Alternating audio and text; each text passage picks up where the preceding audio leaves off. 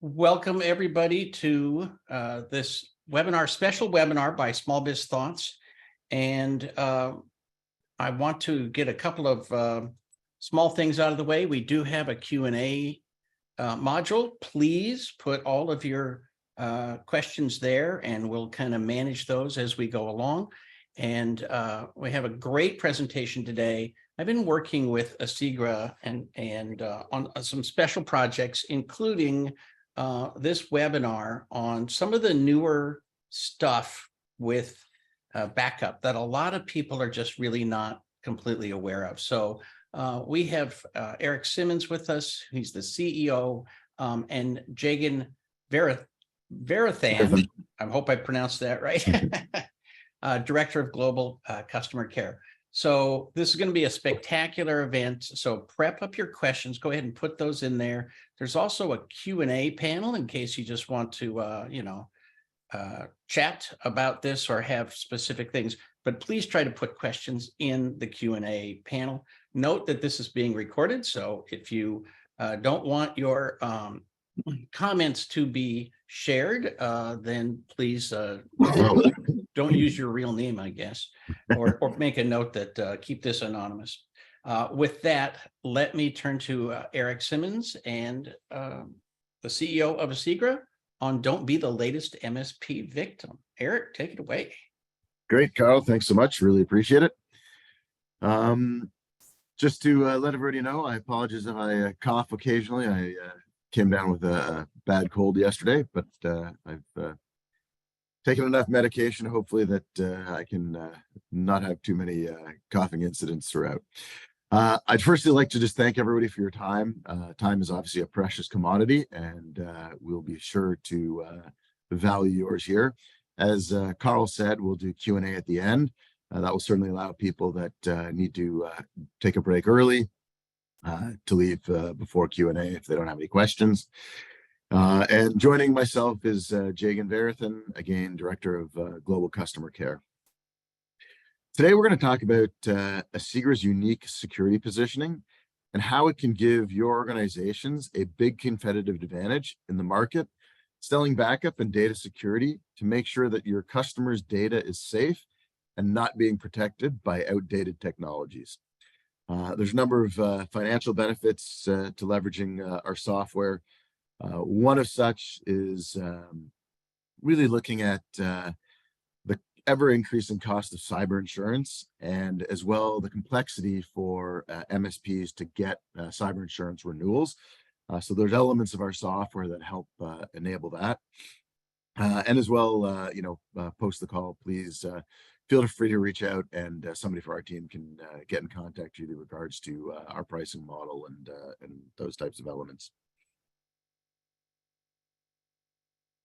So for those of you who are new to Asigra, we've been in business for 37 years. We have a long history of innovation. We're actually, I believe, the first backup company in the market.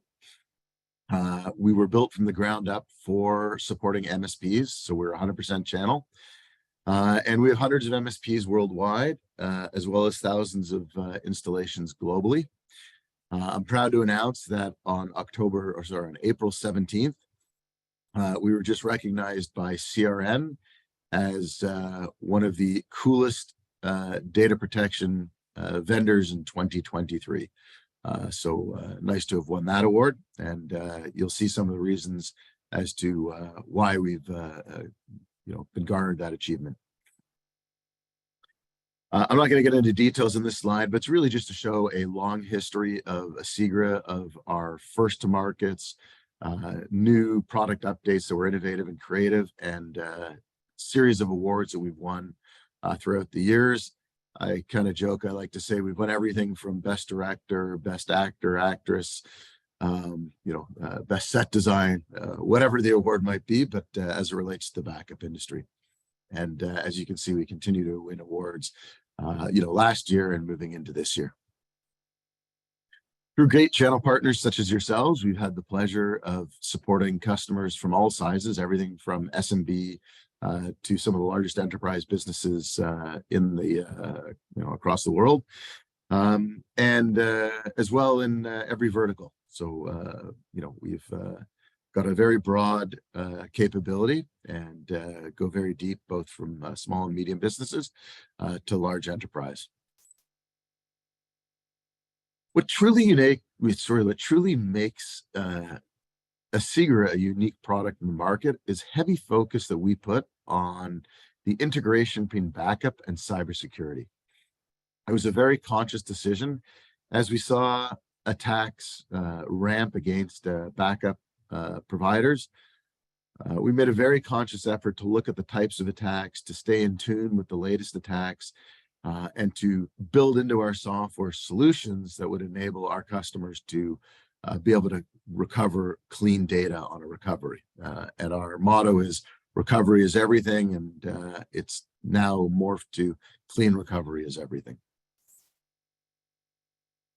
The way that we're able to do this is we both proactively hunt ransomware as well as have defensive mechanisms in our software. We call this our Deep Six security stack. I'll go into a couple elements of our Deep Six security stack for Asigra Tigris on this slide, and then I've got a deeper dive on some of the other elements as I move forward.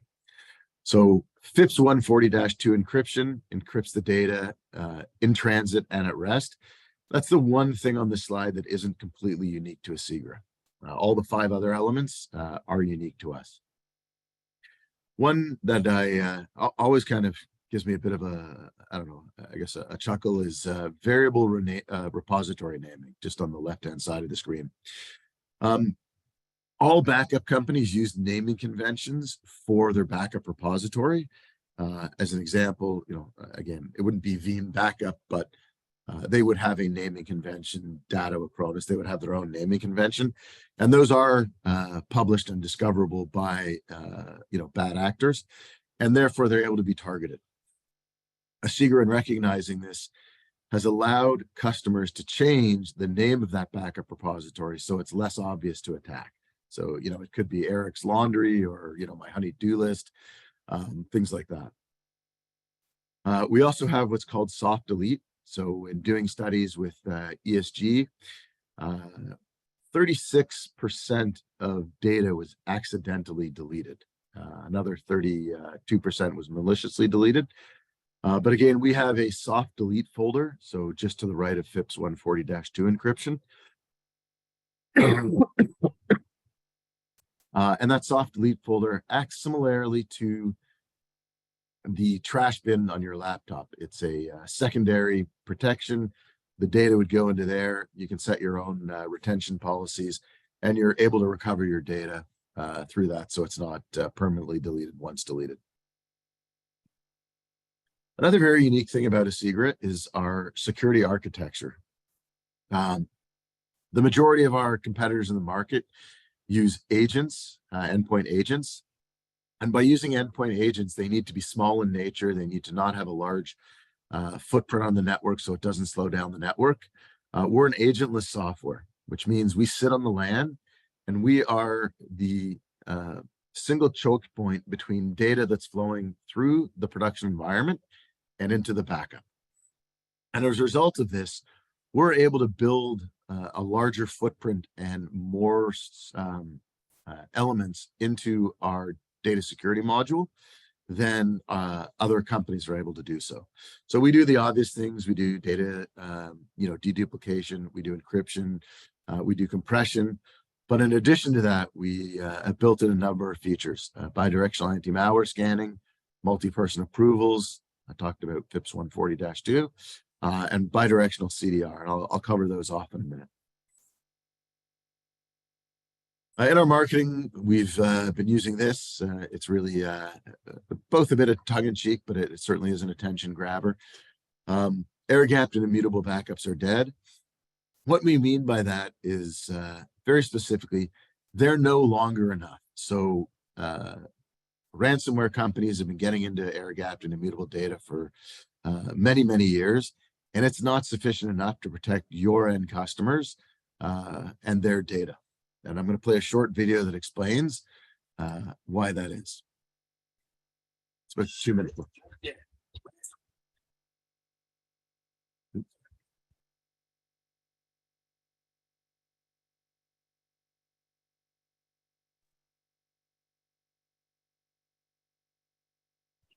Hello, Carl. There's no sound. I'm not sure why that is. I suggest pausing it, and then we should be able to activate the sound on Zoom.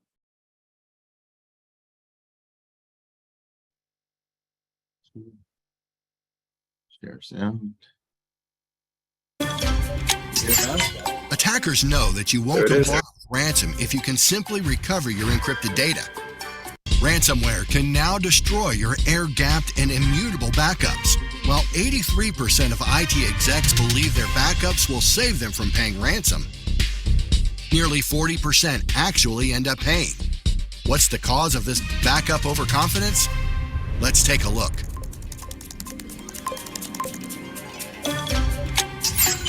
Attackers know that you won't comply with ransom if you can simply recover your encrypted data. That's why they're not just attacking your data, they're attacking all your backups too. Advanced attacks will embed dormant ransomware into your files, so you unknowingly back up the ransomware right along with your data. This means all of your immutable, offsite, and online backups are completely compromised. Once you restore your data, the malware is restored and you're back where you started. You are caught in an attack loop, and your only choice is to pay the ransom. Unfortunately, this year, the volume of ransomware attacks has increased 100%. So how will you secure your backups and stop the attack loop? You do have a plan, right? Apparently, hope is not lost. Asigra, with its new state-of-the-art security, is the Ransomware Terminator. It proactively hunts ransomware with bidirectional anti-malware scanning, which are integrated directly into Asigra's 6-layer security stack. Ransomware fears are a thing of the past. Learn more about the industry leader in proactive secure backup at asigra.com. This just in. Ransomware can now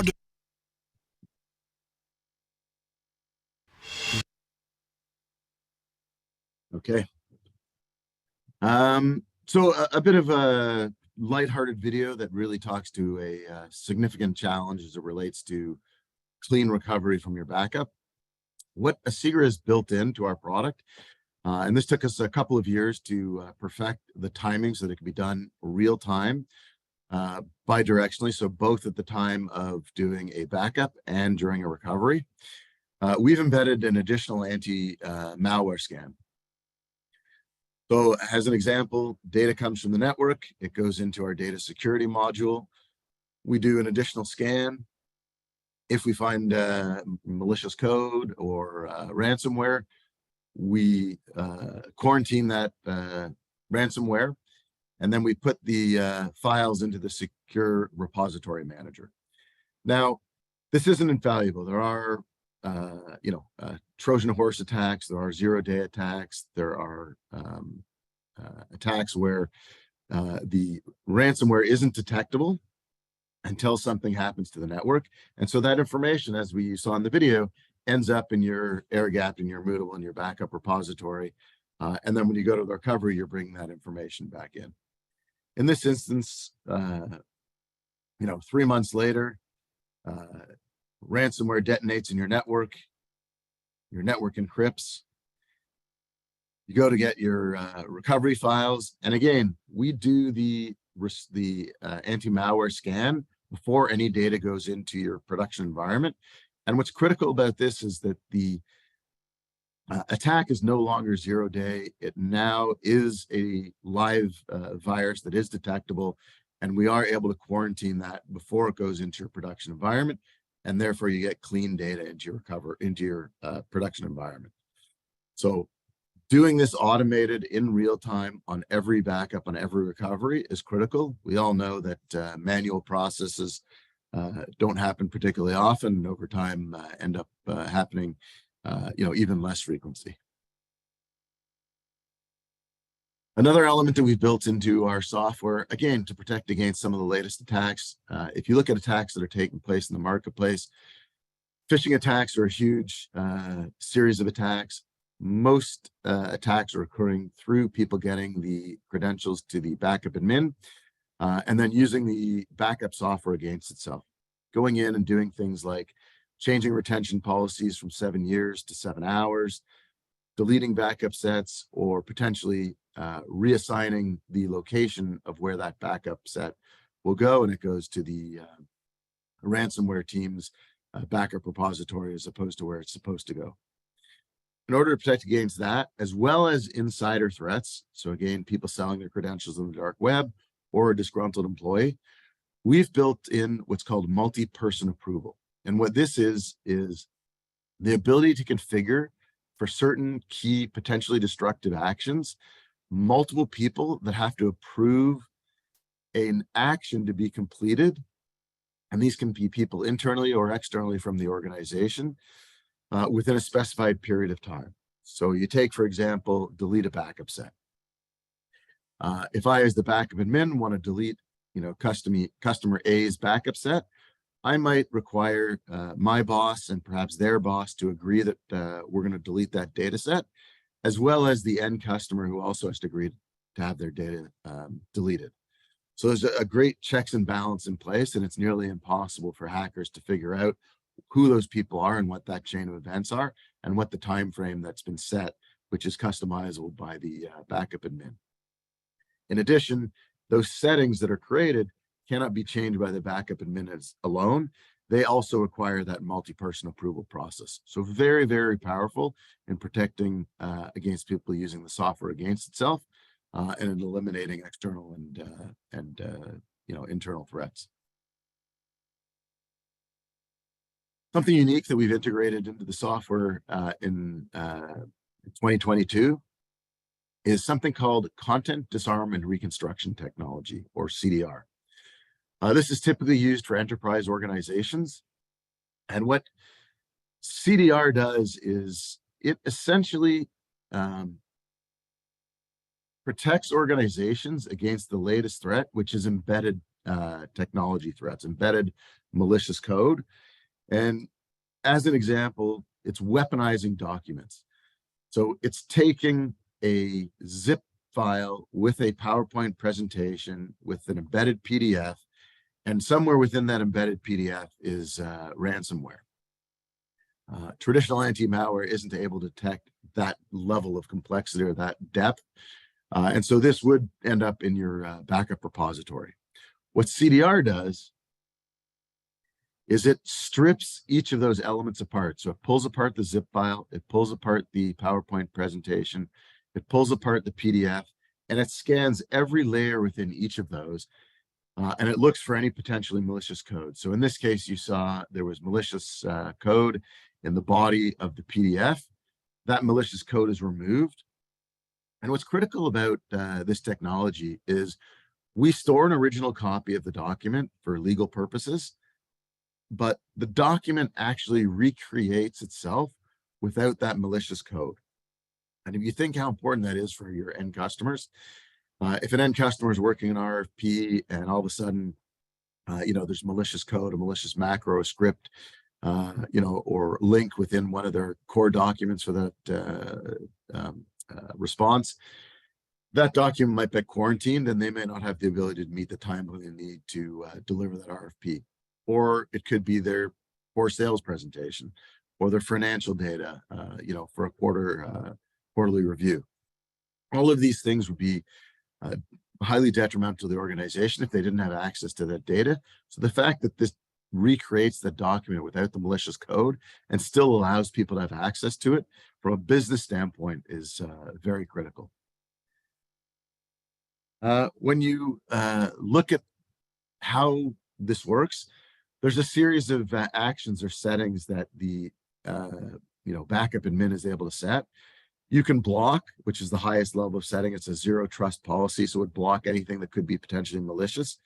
You can remove, and you can filter. So you could filter, and if you filter, for example, you could send a macro to the scripted macro filters. And we then perform 5-level static analysis on the macro scripts code. They're listed below. And again, we would reconstruct that document, either determining that that code isn't malicious and reconstruct it with it, or determining that it's malicious, quarantine that malicious element and recreate the document without it. So with Asigra, you've got an unparalleled and really a unique set of bidirectional scanning, as well as unique elements that we've built in to protect against the latest ransomware threats. We have a very simple price plan that is a per machine pricing, keeps it very simple, makes it easy to roll out, easy for MSPs and end customers to understand. And it's a very, very fluid set of elements that we've built. So as ransomware continues to evolve, which it constantly does, we're able to evolve with it and build in net new elements and net new security features to protect you and your end customers' data. I'll leave it there and open up for any questions that people might have. Excellent. Thank you. So Jegan's typing an answer to this, but Dan asked, just to verify, you do in fact have an air gap backup. And so, because that question came up when you first started talking about it. I love the concept of the zero trust restore, the whole concept that you can restore the documents without the, the viruses inside of them. That's a huge thing. Do you know, is that a totally unique Asigra option? Yeah, so it's unique to Asigra in the fact that it's been implemented as part of the backup process and part of the recovery process. Organizations do implement CDR technology as part of their endpoint protection strategy, but it doesn't, it's, when you've done the recovery, then it looks. So at that point, again, if you did have ransomware in your environment, you're bringing it back in, and then you're running that scan. So this pretty much, as much as you can, guarantees at its highest level, at a zero trust policy, a clean recovery on the first try. Very good. So Victor asks, is the quarantine data accessible? Can it be inspected and later saved if a problem is detected? It absolutely can, yes. So, and then Paul asks, is this reconstruct the document without the malicious payload file format dependent? Yes, it is. However, we support most of the common formats out there. Almost close to 200 different file formats are supported. So, and one of the cool things that you didn't really deep dive into is you could get somebody back up with most of their data while you are continuing to clean the rest of the data. Can you talk a little bit about that? Sure, Jay, you want to take that one? You want me to? Could you repeat the question, please? So you have in the 0-day restore process, you have the ability to get somebody back in business, even though there are still some data that is being cleaned. So they're able to actually operate their operation and start making money without waiting till every single file is cleaned. That's correct, yes, because the restore is a file level restore. So essentially they can get the environment up and running as the restore process is proceeding. I think that's huge. It's critical. It is. It's a really good point that you bring out, Karl, because being up and running quickly with usable and functional data for an organization is imperative in, the impact and potential loss and reputational damage that having a ransomware attack can have on an organization. So it's a very, very good point. Thank you for highlighting that. I love that feature. And, it's not just for retail, where you measure downtime in millions of dollars. But, I had a client one time that had 5 heart surgeons on staff. Their downtime is unacceptable, right? They are, looking at all kinds of information. And so they would love something like that because it guarantees that they're not going to actually be down until the restore is done, which is a very old school way of doing things, especially once imaging was introduced, a lot of companies just found that their downtime actually was increased a bit because they had a more modern backup, which is kind of ironic. Yeah. Was in that industry for a long time, so I know well. Next question, Richard asks, do you support macOS? And if so, it disappeared. Anyway, And I think it was what versions of macOS? I think We do support macOS for backup as well as anti-malware scanning and remediation. all right, very good. And then let's see, Paul, let's see, we got that one. So Victor, assuming the backup goes to the cloud, what will be the typical download speed at the time of restore? That would depend on the bandwidth available for the restore. However, with our solution, we're able to have local copies as well, right? So you can either have cloud backup plus local, or just cloud only, or local only. So that's up to the customer how they would like to store their backup data. Typically, the MSP hosts the cloud backups in their data center, and the customers will be able to pull that data down. But again, the restores are file level, so they will be able to get 1 or 2 files very quickly, right? But if it's a large VM restore, for example, that could take some time. But again, we would typically recommend having local backups for up to a week, so that they can go back to 2 days ago or 3 days ago if they wanted to from a local copy. So here's a question. How difficult is it if somebody just calls you and says, I have an employee who's a moron and they deleted an entire client's folder.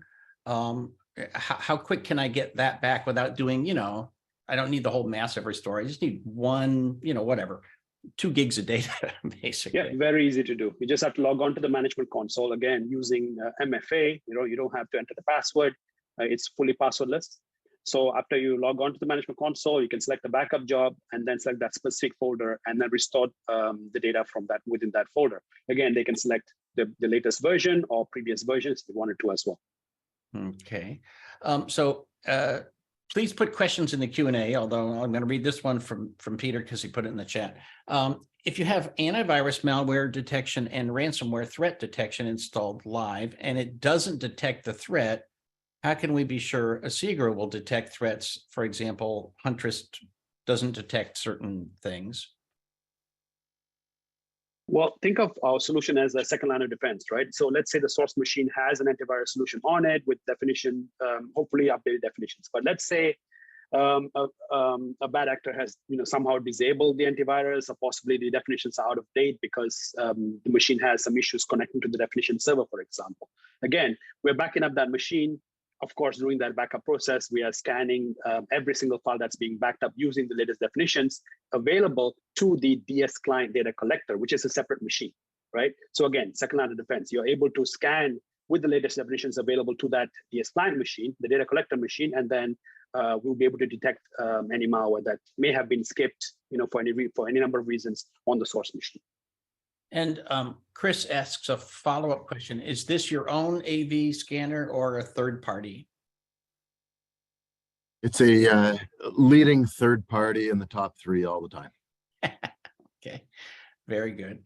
And then, so Victor asks a few. First of all, can the system do image backups? We do not back up physical machines at the image level. So physical machines we backed up at the file level. However, we do support block level backups for VMs, both for Hyper-V VMs as well as VMware. So you mentioned Hyper-V, so I'm just going to put in here. So does the Microsoft backup solution cause problems with having to have additional downtime due to updates that can basically increase the maintenance costs of those systems versus just using the Asigra backup?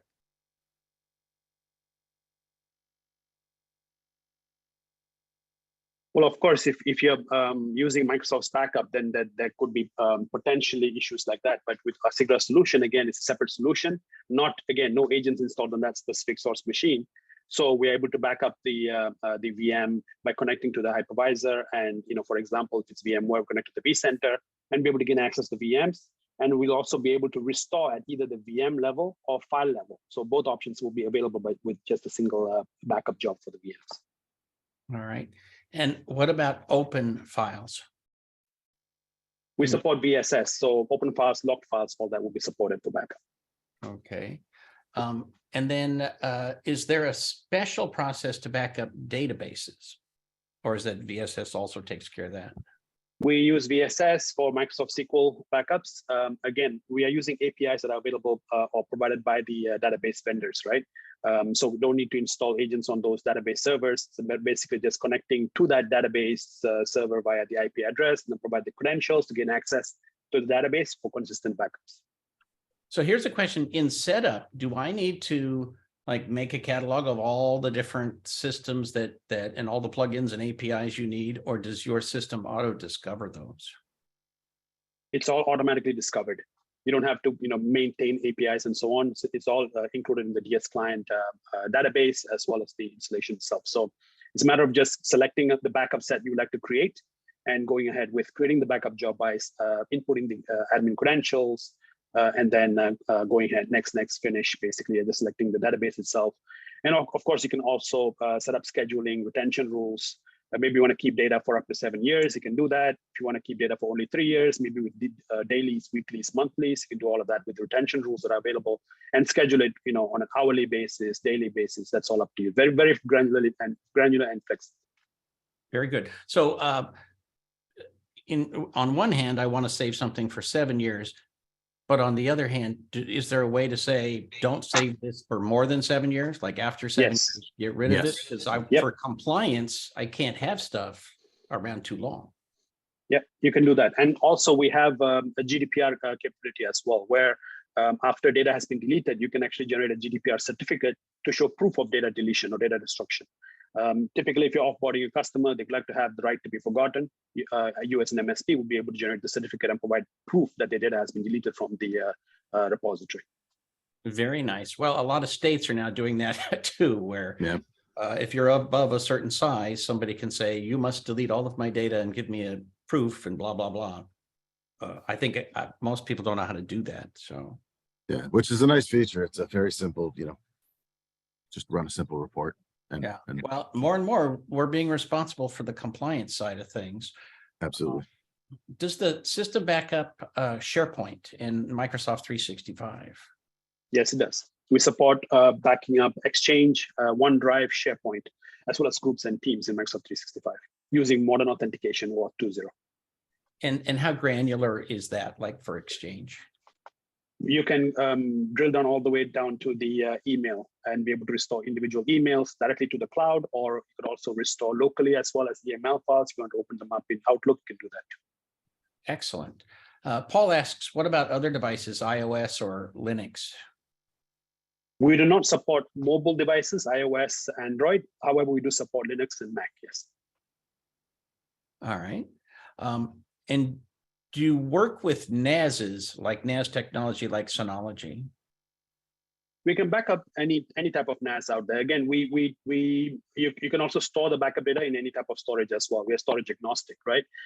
As long as there's the ability to connect to that NAS, either NFS or SMB, we're able to populate the data that's stored within that NAS and be able to back it up at the file level. Excellent. So Peter makes a comment. It makes sense now. This is a belt and suspenders approach. So two lines of defense. Chris says some of your competitors. I'm just going to mention, we also do have a partnership with IX Systems with their TrueNAS. And so again, if somebody's looking for equipment on that side, we can help with leasing and financing, or if they want to do a capital acquisition, we're able to get preferred pricing and support them. Excellent. Why don't we just take a second and say what's the best way for people to get a hold of you? They just go to asigra.com. If they go to the website asigra.com and ask to be contacted, somebody will contact them right away. Feel free to email myself or Jegan as well, and we'll make sure that the right people follow up. Very good. And of course, we're going to, post up this recording and so forth.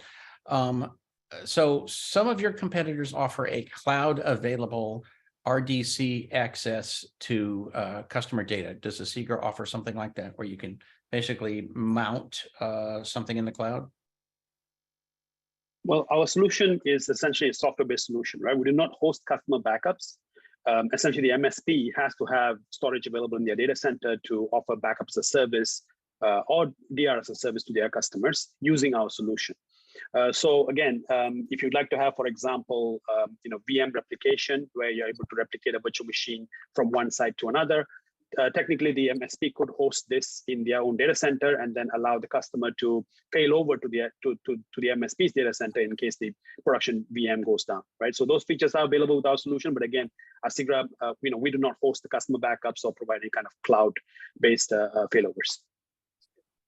But on the other hand, you don't really need to if you can get a hold of all the data. That's correct, yes. I don't need an image of a machine because I don't care about the machine. I care about the files. So exactly. Yeah, I think what's interesting is with the newer cloud technology, higher end backup solutions like Asigra are available to SMBs because this cloud, that cloud, the other cloud, you don't care if there's 1 terabyte or 50 terabytes of data, it's all the same, right? It's exactly. Just push the button and go. Yeah, and you can host our solution in the cloud as well. If you wanted to have all your customer backups in Azure cloud or AWS, you can do that as well. Again, it's all just software-based. It can run on physical or virtual machines. It's a matter of just deploying a DS system repository with storage available, and then the DS client data collector, one per LAN, essentially. And you don't need agents. Can you talk a bit about what it means to be agentless in this environment? Just means that you have to deploy just the one single DS client per LAN, and it's able to connect to all machines on the network.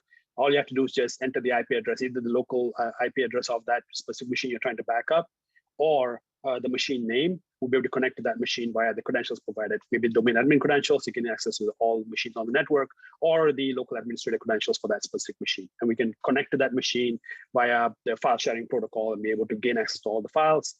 We back up, the initial backup, of course, is going to be the full backup. And after that, it's going to be just incremental forever, just block level changes that are sent over the wire on a daily basis. So how do you...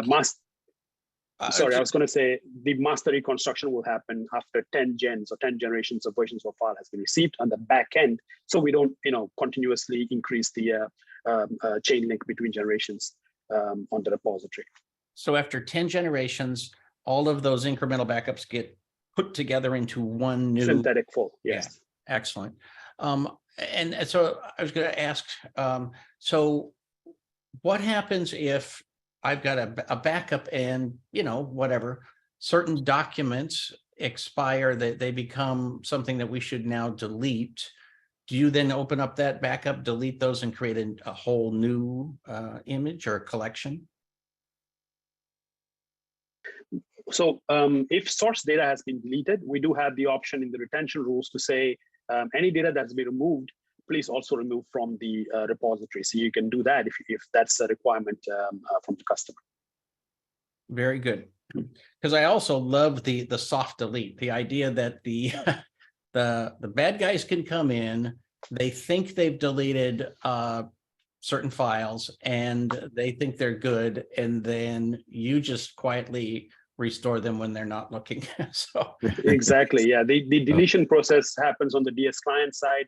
They don't have visibility on the DS system side because typically it's offsite at the MSP location. MSP's DS system repository has a trash folder. So any data that's removed, deleted maliciously or accidentally, as well as any data that's deleted during retention processes, all of these data will end up in the trash folder. So it's a matter of just going into the trash location and retrieving the data back if a customer reports that they were attacked and data has been deleted.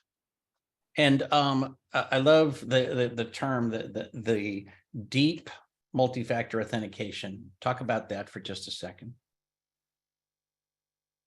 The two-step delete. Yeah, so, go ahead, Eric. You go ahead. I talked about it already. Okay. Yeah. So the multi-factor authentication as well as the multi-person approval. There are two different features that we have on the management console where you're managing all the backup jobs. So MFA essentially means it's able to you're able to log on to the management console without entering a password. It's passwordless sign in. So enter a username, and on your phone, on your Google Authenticator app or a Microsoft Authenticator app, or any other TOTP or time-based time-based 6-digit authentication codes can be sent. Those type of applications can be used to log into this, biometrically, essentially used into the management console. It's a 6-digit code you get on your application, you enter that, and then you approve the access to the management console, you log in, and you're able to view all your backup jobs. So that's the MFA portion. The MPA portion is essentially you're able to set up 3 individuals as approvers. So one individual possibly at the MSP location, maybe one other high level manager, for example, or possibly even one customer that would have to approve, so that specific critical tasks like, let's say, backup set deletion or retention rule reassignment, schedule changes, etc., can be prevented from occurring unless all 3 individuals approve this. And again, these approvals go over email, so they'll get a notification via email, and it's a matter of just clicking the approve or deny button in the email that was sent out. And all 3 would, if even one person denies this process from occurring, then the process will be canceled on the management console. So that if for whatever reason the bad guys were able to get one of those MFA devices, that you would still have multiple layers to keep them. Exactly. Yeah. So clean. they can work in conjunction. You can have MFA and MPA enabled. Again, MPA is an industry first. Asigra essentially is a differentiator for with our solution. Same goes for CDR as well. We're the first to integrate CDR in our technology, backup technology. It seems to me today that most people are crying themselves to sleep trying to figure out how to secure their networks. You guys must have a different attitude that, no, this is a beautiful challenge, and I wake up every day facing the challenge and wanting to embrace it instead of being depressed by it. So that's just my comment. So Rob asks, he says, I realize this is outside the normal domain of backup services, but is there a feature that in effect assists in breach detection or protection? Well, so again, we are offering a backup solution with high-level security features, right? So I wouldn't say we don't really have any breach detection on the source side. However, when you're backing up a source machine, we're able to detect if there's any malware that has been embedded within the files that are being backed up. So we do have a cybersecurity scan report for both backup activities as well as restore activities. So again, these reports should be monitored. You of course will be getting notifications as well in your email whenever malware detections are found. So that could theoretically be something that you're able to monitor and manage to ensure there's no breaches on the source machine. But again, the way you're thinking about breach detections on the source machine, ideally, of course, you're going to have to use a third-party product for that. All right, and then Dennis says, we have both remote and on LAN data. Can you back up both the stuff that's on site at my office and the stuff that I have? Well, so the DS client that is deployed on the LAN will be able to protect all the source machines and data on the LAN. If you want to protect anything remotely, then of course you're going to have to deploy a DS client in that location as well. So at that point, you're going to have 2 or 3 DS clients. Again, each LAN will require a DS client. Of course, all of these DS clients will send backup data to the same repositories of which supports multi-tenancy, and these 3 DS clients for this specific customer will be under a unique customer folder on the DS system repository. So they can either use the same encryption keys or unique encryption keys per DS client at AES-256-bit if the customer chooses. Right. So nowadays, a lot of people have huge, monstrous data collections and very small upbound pipes. So do you have a way to seed the data? Do we send you a hard drive with the data or anything like that? Yes. So during the initial backup, of course, you're going to, if you're backing up, let's say 10 terabytes of data, after compression, duplication, it'll end up being about 3 terabytes. We typically go with 3-to-1 ratios. So 3 terabytes of data over the internet connection is going to be quite large. So it might take a couple of hours, possibly a day. depending on the bandwidth available. So you could seed the data and send that data over to the MSP location, perform an import, and after that, it's going to be just incremental forever backups at the block level.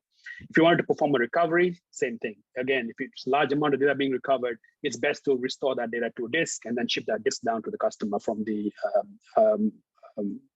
DS system, and then ship it down to the customer to be imported into the DS client. All right. So is there any appliance involved here to like run this locally and then upload it to Asigra? Nope. Or No appliance required. You can just use external hard disks. So I don't USB. need to buy a NAS. I can literally just use Asigra. That's correct. Yes, you can just plug in a hard drive into the DS client to do the seeding. If you want to perform restores into disk, just plug in an external hard drive to the DS system, and then perform the export, ship it down to the DS client location, and perform a restore. All right. And is there any local storage? Like, does it have take up a big space on my hard drive of cached data that's moving to Asigra?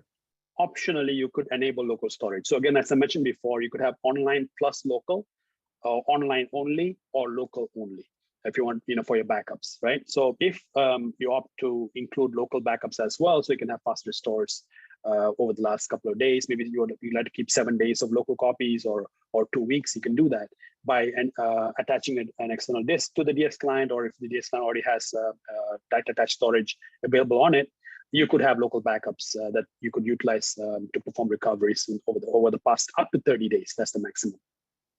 So Rob has an interesting comment that is looking forward to additional layers that would help reduce and prevent breach, regardless of whether the ransomware detonates, since the existence of the ransomware indicates a breach, and probably that the exfiltration is either happening or is about to happen. Right. Exactly why you should be monitoring these cybersecurity scan reports, etc. Again, Asigra is offering this solution, the anti-malware, the CDR, which can be used, in parallel or one or the other. And again, if you're monitoring the reports as well as the notifications that are being sent out, you'll be able to ensure the customer environment is not breached. Very cool. If anybody else has any additional questions, go ahead and put them in the Q&A. I do want to ask a little bit about the variable repository naming. I think that this is one of these things where somebody said, it doesn't all have to be super high tech. We can just, just rename stuff and it'll get in the way, because a lot of the bad guys, they're now having human beings log into networks and look around. And so those human beings are going to look for the standard file names that they know. They're going to search for the stuff that Datto and others that have very common naming conventions. And you just get around that. You just say, you know what, we'll play a different game. I think that's a very cool approach. I appreciate it. And truthfully, it's that one was before my time joining, but it amazed me that nobody else had it. Let's put it that way, because it was such a simple fix. Right. So And one of the things that wasn't really stressed, although it was mentioned, is that you guys accomplish a great deal by putting everything through one pipe. There aren't 47,000 devices all connecting up and sending stuff in. You funnel it all through one pipe, and therefore, you have scanned every single thing going to or from the backup. That seems like it takes a lot of resources.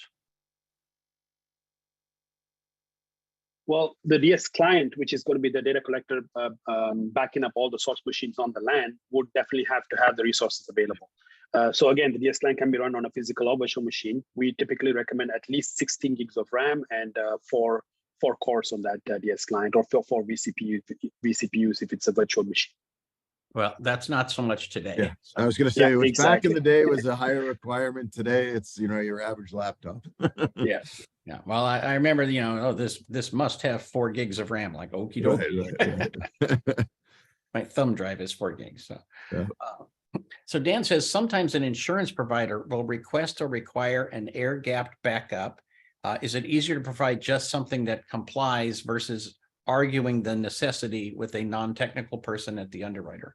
It's a checkbox exercise, he says. But you do have air gap backups, so they can check the box. Yeah, you could perform air gapping by exporting the data out to disk, and then of course storing the disks offline. Right? It's a manual process, but it's available. Yes. Well, insurance is a huge piece of this. Do you have other things that you do to sort of help MSPs talk to their insurance companies and say, look, I'm doing this, this checks a lot of boxes? I think it's partly, so if and I don't mean to besmirch insurance companies, but they're slower to adopt the new technologies and the new requirements. I mean, if you look, it's only recently that they actually have a checkbox for air gapped and immutable in their forms. Obviously, it's subject to just the sheer number of ransomware attacks that have taken place. But they're, they will take into consideration new elements of advanced security, even though they're not technical, to look at what premiums, but also the prevention of an attack guarantees that you're going to have lower premiums, and more importantly, that you're going to be able to get a renewal. Because we've heard a lot of stories from different MSPs that are having challenges with the renewal process alone, and so the more protected your environment is, the more advanced elements that you're using, the less likely there is to be any kind of material breach or attack. The less concerned the insurance company is, and obviously it ties to rates and renewals. So so they are evaluating it in the other section. I put when other things you're doing. They do evaluate and consider it, and we are working with insurance companies as well to begin to change that dialogue and have them think about adding some of these additional elements into the forms themselves for broader protection, both for themselves and for their end customers. Well, you could sort of drive the industry if they start requiring all those things you have that nobody else does. So Dan has a follow-up, and he says, well, first of all, Dan, I recommend that you email Eric, and if he's not the right guy, he'll put you in touch with whoever is. But he says, is there anything you can do to help us automate this air gapping process? And he specifically says insurance companies are very slow in keeping their checkboxes up to date. So yeah, have them reach out. We can, I probably the best person for that one is Jegan. Have them reach out directly to Jegan, and Jegan can walk them through a process. Right. Yeah. Currently, there actually is a feature request that we are looking at. Again, some MSPs had asked for this to automate it or make it easier to perform that restore to disk. So at least currently, you have to do it manually, one by one. Each backup job has to be restored individually to that disk. So we're thinking of possibly providing a checkbox option, or maybe select all for specific generations and then restore type of process, and possibly even scheduling this as well to disk if the disk is available. So something we're looking at hopefully down the line on the roadmap. Well, this is literally going to be a selling point for MSPs to go and say, hey, does your other MSP provide you documentation on compliance and help you lower your insurance rates by making sure that your backup is, 21st century? So I think it's a great opportunity for MSPs to go to market with a great backup solution as kind of a lead for new prospects. Yeah, very much so. And it's nice because they know by nature of the elements we've discussed that there isn't a competitor in the market that's offering those core elements. So it allows for differentiation from a response standpoint and against other competitors who might just be offering, the same couple of, backup providers. Exactly. Well, we have a couple of minutes left. If anybody's got any more questions, if not, I always do. So. All right. So the content disarm thing. So we talked about that a little bit. Is that something that is, I don't know, you make it easy for MSPs to describe to their clients? Like, do you have like white papers or something that they can share with their clients? It's the sort of, they can leave behind and say, that's what we're doing here. And we just need you to know this is some next level stuff, because clients, they don't like the technical side of these things, you know? No, it's a great question. So we both have, so for all of the elements that we're talking about, we have, end customer facing, MSP facing as well as end customer facing documents, videos as well. So I showed you that short video. We have a short video on CDR as well that explains what it does. I find the short videos are very powerful in terms of taking the technology out and just explaining how it works and the simplicity of it. So we do have videos and marketing materials and sales collateral that we can share with any of our MSPs that they're able to use to simply explain these things in the value proposition. So absolutely. Yeah, I think it's interesting that we're in this era when, like, I don't understand my insurance policy and my clients don't understand their insurance policy or their backup policies, but now we are in charge of talking to insurance companies about insurance, as well as backup. And it's almost like we're leaving the client out of the discussion. Yeah. Like our job is to take care of them and they just need to pay the bill, Yeah. That's nice if you can provide some value and education, and if you can provide the insurance company a different way of thinking about how they're, assessing you as well. Yeah, well, I have to say the insurance companies were a little slow to look at the actual requirements. They sold cyber insurance for years, but didn't require you to actually be compliant. And now they're sort of catching up on that. Yeah. So very good. Well, we're almost out of time, but let me have you plug that you're also a sponsor of the SMB online conference. And so if folks want to hear some more from Asigra, obviously contact them directly, but you can also see them. They're one of the primary sponsors of the SMB online conference, and you can join us all there. Looking forward to it. Very good. Well, that will do it for today. If anybody has additional questions, you can send them to Eric. You can also obviously send them to Jegan. And if you keep your eyes out, I'll send you an email with where you can find the recording, and we'll put it up on the YouTube as well as the MSP webinar site. Thank you both for being here today. I appreciate it. And it's great working with you guys. Yeah, great working with you too, Carl. Thank you so Thanks, much. Carl. And thank you for everybody who attended. Really appreciate your time and your interest and everyone. great questions. All righty. Bye-bye. Thanks, Jerry. Bye-bye. Bye-bye. Thank you.